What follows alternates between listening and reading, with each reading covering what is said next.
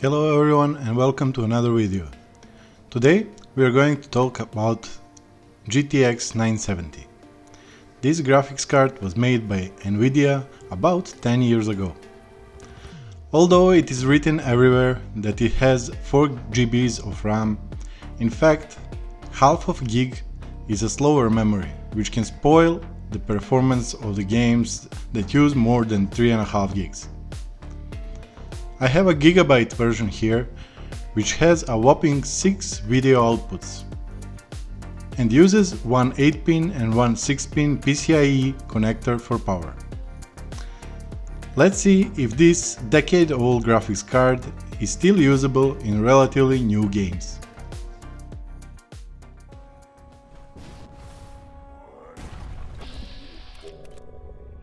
I tested all the games in 1080p resolution, and the first one on the list is Fallout 4.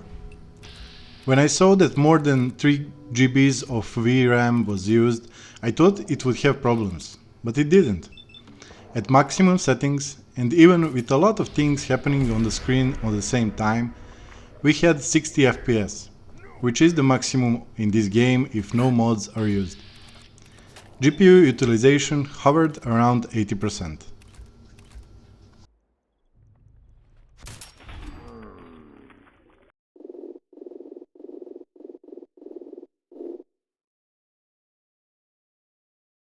The next game on the list is Black Mesa, which I've been playing a lot lately.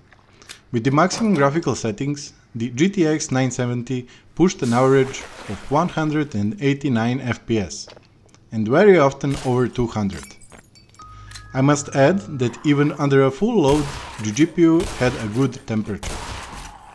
The highest I saw was 68 degrees Celsius.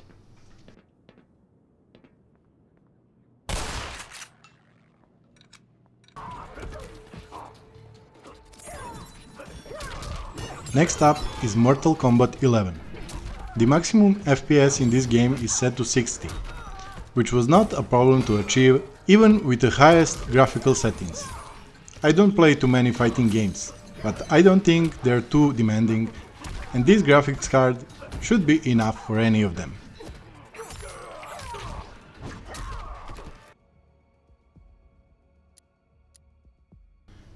In Batman Arkham Knight, I first set all settings to maximum to see how it would behave. In the in-game benchmark, I got an average of 58 FPS, which is not so bad. What I didn't like was the minimum of 33 FPS.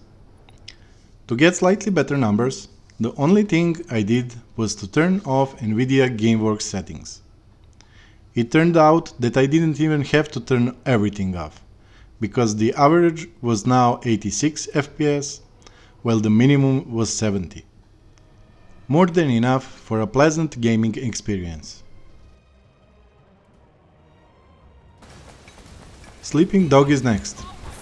During the opening scene, I got an average of 42 FPS on extreme graphics settings with the GTX 970, and I noticed that the GPU was hotter than usual.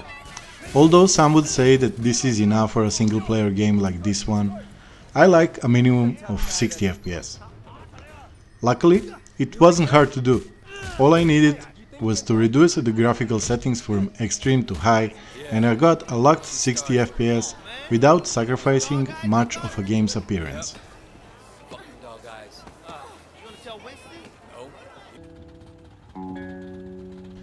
It's the turn of the Metro Last Light.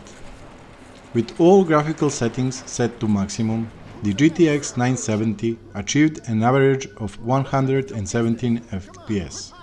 It is important to add that advanced physics options were also included. Because of this option, my Vega 64, for instance, only achieved 11 FPS. Just for the sake of comparison, the performance of Vega 64 is somewhere between GTX 1070 and GTX 1080, which are a whole generation younger. It can be said that I was really pleasantly surprised by the outcome.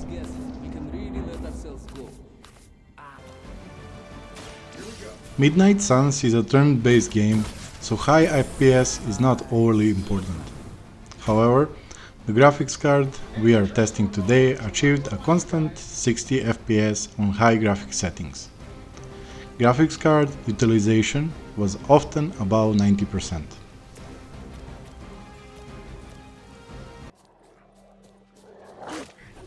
The Witcher 3 is quite a demanding game for this 10 years old graphics card, but with a little bit of tweaking it is fully playable.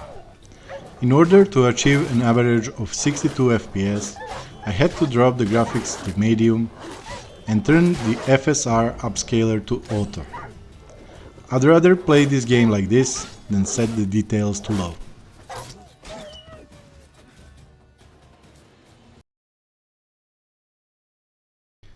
The last game for today is Outer Worlds. At 1080p resolution and graphics settings set to medium, we achieved an average of 44 FPS, with the fact that there were cases when it dropped below 30. To avoid this, I activated FSR on quality and raised the average to 52 FPS.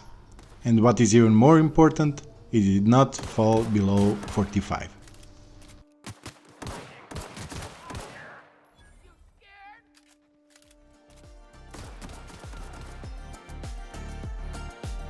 That's all from me for today. If you like the video, please like and subscribe, and I'll see you soon. Bye!